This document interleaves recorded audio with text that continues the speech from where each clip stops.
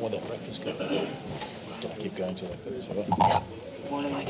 Good morning. Thanks very much for coming today to this briefing on the services trade. We'll start this morning. Ken Ash, the Director of Trade with the OECD, will give a few introductory remarks, after which Todd McClay, New Zealand's Trade Minister, will also join in, followed by Roberto Zapata, who's Mexico's Ambassador to the WTO, and then we'll open up to some comments. Thanks very much. Ken? Thank you, Larry, and good morning, everybody. What we want to do is just take a couple of moments to update you on work that we've done on services trade since we last had this conversation, I think, in 2014. Effectively, we've updated the regulatory database to 2015-2016, so we have a 3-year time frame. The latest picture of the regulatory situation in 44 countries across 22 sectors, roughly 80% of global services trade. In addition to the regulatory database, we have a set of indices that quantify the qualitative data on regulations and allow for cross-country comparisons, benchmarking, and so on. I don't want to get into too much of the detail on the story underneath the aggregates. Just a couple of points.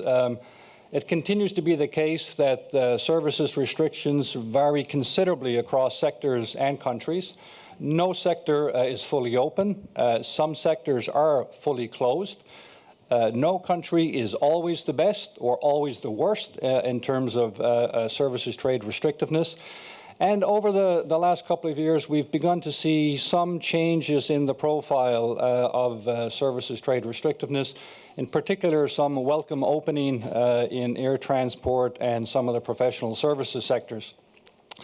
But the really interesting aspect that we want to flag, and we're happy to talk to you about later, and we have in the room today some of the people that have done this hard work, we're able to go much more granular. We can look at individual countries, individual sectors, individual regulations, and make very practical conclusions, reach very practical conclusions about the way you improve services sector performance.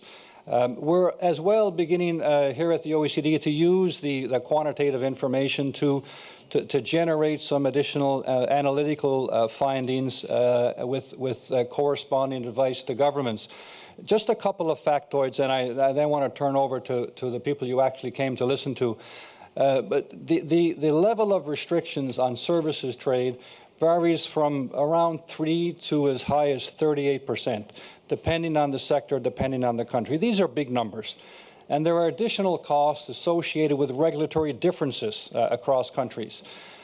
This is important if you're in particular, if you're a small business, if you're a medium enterprise, a young new firm, you probably can't afford all of these unnecessary costs that governments sometimes are imposing on you. It constrains businesses doing business. It limits opportunities for growth. And in particular, as we look ahead to a more digital economy, some of these services inputs are vital. And some of the incentives that we should be offering to new young firms, in fact, we're providing disincentives. So there's a pretty strong case for service sector reform to benefit not just services, but the entire economy in all of our countries. So with that, I turn it over to Minister McClay. Well, Ken, thank you, and ladies and gentlemen, good morning. I'm very pleased to be here for the release of this publication, which usefully highlights the increasing importance placed on services trade and the role and area it occupies in global trade and global GDP. I want to congratulate the OECD for the publication, which I think is timely and useful. The New Zealand government has recently emphasised the growing importance of services trade and the digital economy to New Zealand through the release of a trade strategy, our Trade Agenda 2030. It's our trade policy for the next 10 to 15 years. And it recognises that the world's economy changes very quickly and that services has a growing importance. I often say to young New Zealanders, you know, the services trade and the way that we approach trade negotiations with others is it's a way for young New Zealanders to exchange their very high quality and often expensive educations for higher paying jobs anywhere in the world, including right from home. And so Trade Agenda 2030 recognises that whilst goods are a very important part of market access and trade, in as far as New Zealand's concerned, over time, services and investment should receive the same amount of attention from government in as far as not only our agreements are concerned, but our relationship with other countries. Services account for 70% of New Zealand's GDP, 80% of New Zealand's jobs, and about 31% of our gross export value. And so today I'm very pleased in association with the publication of this useful document to announce in New Zealand we're creating a services export reference group. This is a reference group of around 40 representatives from different sectors involved in the services sector in New Zealand, and we will meet with them on a regular basis to talk to them about some of the opportunities that exist within the New Zealand economy to increase the importance of services and how we better match a local regulation with our trade negotiation and our discussions with other countries, trading partners, so that services can have a greater profile in those negotiations, and increasingly we recognise the importance of services to our exporters and our economy. We recognise the positive role that a transparent and predictable regulatory environment plays in supporting balanced, inclusive and sustainable economic growth, and this is reflected by New Zealand's #1 position in the world's ease of doing business ranking, something the government has worked extremely hard to create and to protect. We're a small country with a large percentage of small and medium-sized enterprises, so our exporters rely on well-functioning markets that provide a high degree of certainty. We welcome initiatives like this one and the OECD Services Trade Restrictiveness Index that assist countries better to understand how effective regulation promotes economic growth. And as a small economy, New Zealand relies heavily on engagement with the digital economy.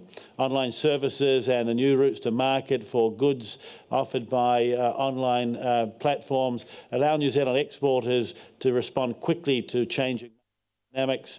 And this is one of the reasons why we focused on services and particularly the digital economy as part of the Trade Agenda 2030 I mentioned earlier. There's a lot of talk all around the world about inclusiveness when it comes to trade, and this week in the OECD we're talking a lot about how we can ensure that everybody has an opportunity to benefit from high-quality trade agreements. It's my view that the digital economy and many of the platforms that have been developed around the world deliver exactly that. From the largest company to a small individual in a small city or town anywhere in the world, if they have good access to billions of consumers through digital platforms, then the benefits of the trade agreements we negotiate are directly not only available to them, but relevant to them as well. And so a good regulatory process of making sure that some of the barriers that exist that get in the way of services trade are removed. Clear boundaries and frameworks for business, particularly small business, to have certainty with, I think will help us greatly. So New Zealand also places significant emphasis on working with our trading partners to improve regulatory consistency and transparency for services trade, whilst also recognising the legitimate need for governments to regulate in public interest. Ultimately, through good, clear rules and finding ways to, enable our businesses to engage more and trade more through our agreements, through lowering costs placed upon them, our services will increasingly offer opportunity in all of our countries. Thank you. Thank you. Roberto? Thank you very much, Ken, and thank you, Minister McClay. It's a pleasure to be here today with you. We first would like to commend the effort of the OECD in trying to share more light and more information into this sector of services, which is a backbone to the economy, not only at the international level, but certainly also at the domestic level. In Mexico, we have been, in the past couple of decades, dealing also with the services issues from the international perspective in trade negotiations. We have identified issues to be addressed by rulemaking processes bilaterally, plurilaterally, or even working with like-minded countries such as New Zealand in different spaces of cooperation, including the WTO. So there's the acknowledgement in Mexico of the importance of open markets, not only for trading goods, but also for trading services. Now, services are about enabling a proper atmosphere for businesses to thrive. Services is about providing the oil to global value chains for them to perform correctly. And certainly there is also a domestic dimension into enabling this kind of environment. And in many cases, the domestic dimension has to do with structural reforms efforts, in which the OECD has also done a lot of research and policy recommendations. And Mexico, after a couple of decades of approaching the trading services sector largely through international efforts, was able in the past few years also to address this issue from a domestic policy dimension, particularly in sectors which actually represent providing horizontal competitiveness to other sectors, spurring competitiveness to small and medium enterprises, and spurring competitiveness to a range of different manufacturing and also other services sectors in areas such as infrastructure, such as telecommunication, such as financial services. We've undergone these domestic reforming efforts to try to add the domestic policy dimension into the international rulemaking process. So we believe that we are getting into the right path in moving forward towards the economy of the 21st century by addressing both dimensions, the international and the domestic dimension.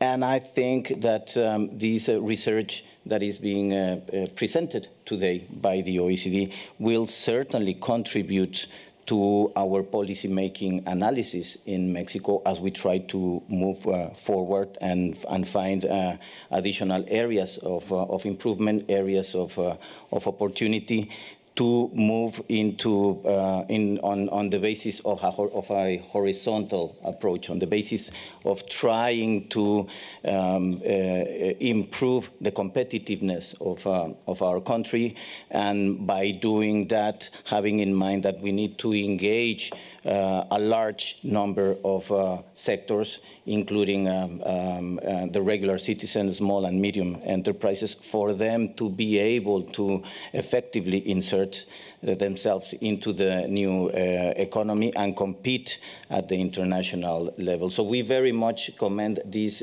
effort by the OECD. We note that one of the recommendations it stresses has to do precisely with adopting whole of the government approaches in designing the policies for services.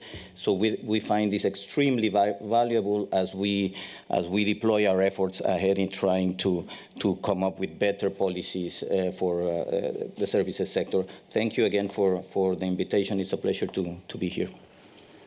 Thank you, Ambassador, Minister. We are going to launch a bit of a discussion now on the topic, and I think to start that off, we're joined by Phil O'Reilly, who's the chair of business at the OECD, and I think you may have some initial comments to launch the discussion.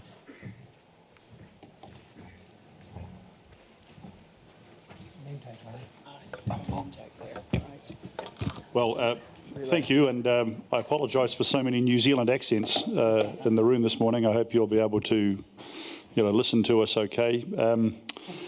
I really, when I first saw this study from Ken a few days ago, it really spoke to me as an excellent piece of work from the OECD and really typical of Ken and the team here to be doing this kind of world-leading work. Three things I'd say in terms of starting the discussion about the importance of this work. First is, and this is to Roberto's point, it builds knowledge and insights.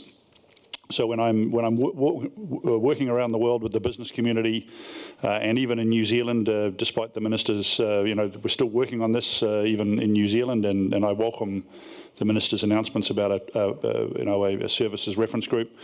The fact of the matter is that we still don't know as much about services as we do about goods. So when we're having a debate, I notice even very sensible and very serious and senior policy officials, if in doubt, they kind of go back to trade, they go back to goods, and that's almost the knee-jerk reaction. It's the comfortable home for us all to go to.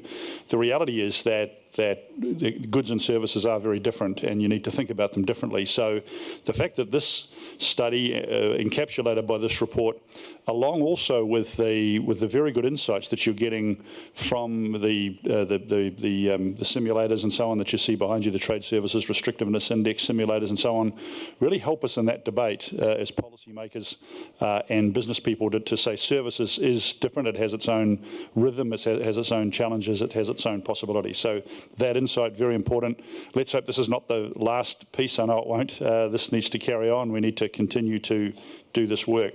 Second theme I'd pick up on, which has been picked up on others, is the theme of SMEs. We've talked a lot over the last few days at the MCM and the forum about the importance of SMEs, some seminal work done by the OECD over the last few years on services firms, indicating that not only small businesses, not only are small businesses the job engines of growth, but actually new small businesses are the prime job engines of growth in the economy. Now, increasingly, of course, in OECD economies, those businesses will be services businesses, and they already are.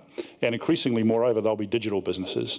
So when we think about the importance of Ken and the team's work here at the OECD, that'll really help us when we think about SMEs and their entry into global value chains. If we can think about how we can grow them, make it easier for them to grow, and then easier for them to trade very quickly in their life cycle, and that's going to be helpful. What's more, because they're core employers in any economy, that's one of the key ways in which, of course, we can make globalization inclusive. One of the core ways of doing that is to get a person a new job. That would be a wonderful way of making trade inclusive. So the more we can think about that in the context of SMEs, then the better, and the work of the team here at the OECD does that. Third and last point I'd make is the point around integration.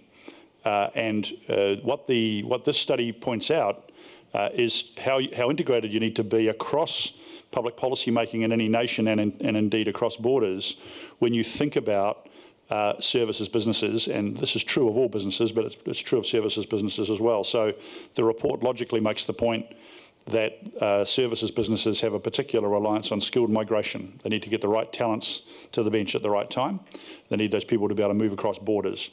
It makes the point, an implied point about the importance of making sure that digital and broadband are looked after, that kind of new age infrastructure in countries is as good as it can be. And of course, it makes the obvious point about competition policy and the need to make sure that competition policy encourages new entrants and that the regulatory agenda is as much as possible aligned, at least roughly aligned, across borders so that businesses don't face that regulatory uncertainty as they go to market in multiple markets, hopefully quite quickly if they're a services or a digital services business. So the point about integration is another important theme put up in the report. How will this help business? Well, very simply, it'll help us understand what's going on. It'll help us in our advocacy, particularly. I'd commend this to any national business organisation and any global business organisation who seeks to understand how to make the case for business, because this will enable us to have debates and evidence which is very specific and very focused and real time. And I think that will help the business voice and it will help our engagement with policymakers. So with those few comments, Ken, I'm happy to take part in the discussion. Thanks very much. Thank you very much. We'll open the floor now to questions. Anyone who may want to ask a question of panelists?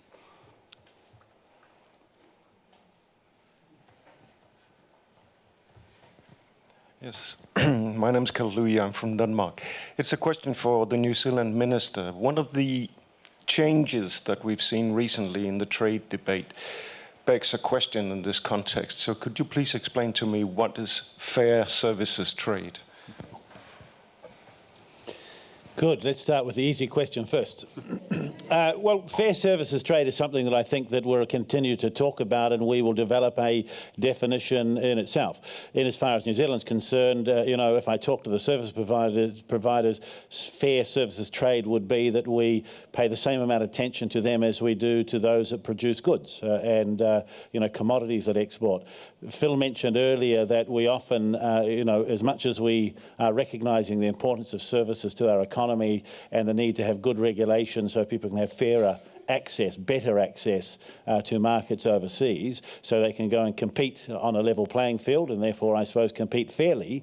We often do, however, pull back to talk about goods. And the reason for that is we focus on the tariff rates and we can see what the costs are directly. And if you reduce the tariff rate, therefore, you have a direct saving. It's very difficult to do that with services because actually there's not always a tariff barrier in place. And so what we find in talking to service industries in New Zealand, or those who are involved with service exports, the issues they ask us to focus on more is to reduce non-tariff barriers and non-tariff measures so that they can have access to those markets. So when I talk to them, fairness for them is better access to markets so that they can be treated fairly and go about their business, and developing contacts and helping, grow their economies. But in as far as the word fairness and as far as trade is concerned, it has been used a lot in social media lately. I think I want to think more deeply before I answer on Twitter. Could I just add a quick word? We wrote a book in 2010 called International Trade, Free, Fair and Open. So the word's been around a little while, and I think in very general parlance, the notion is that the interest of governments is to free up the capacity of investors and traders to do what they do. So I think you would get that kind of a definition from the business community. It's about not imposing costs unnecessarily, unintentionally through poorly designed regulations, whether they govern goods or whether they govern services. Richard Yo from Les Echos. I got two questions. The first one is for Mr. Roberto Zapata as permanent representative to WTO. What do you think of the US policy? Is there a risk that the Americans leave the WTO, qualified as a disaster by the President Trump? And if not, if they stay in the WTO, what kind of rules that the Americans want to change? And my second question is for Minister McClay. We are talking about services, and I know that several countries, for the time being, negotiate TISA. And do you expect any deal before the end of the year, or it will take longer?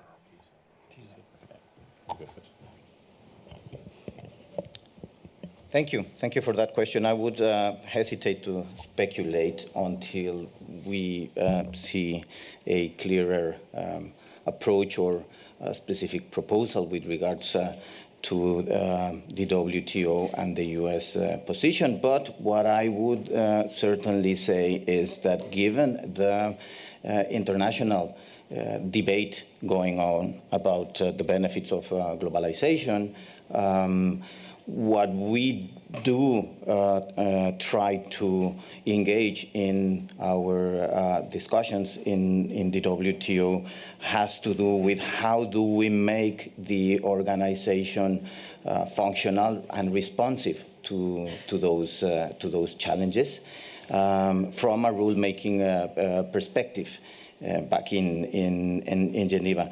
And largely part of that reflection goes by addressing the issue of the new economy issues, and certainly services is at the center of that debate. So as we try to move forward in thinking how do we have a responsive WTO, we certainly are willing to engage in thorough discussions, in deep discussions regarding issues in services such as electronic commerce, such as domestic regulation, even more controversial discussions perhaps regarding movement of people and investment. I think that the least that the members of the WTO should do is give themselves the opportunity to discuss this issue and not deny that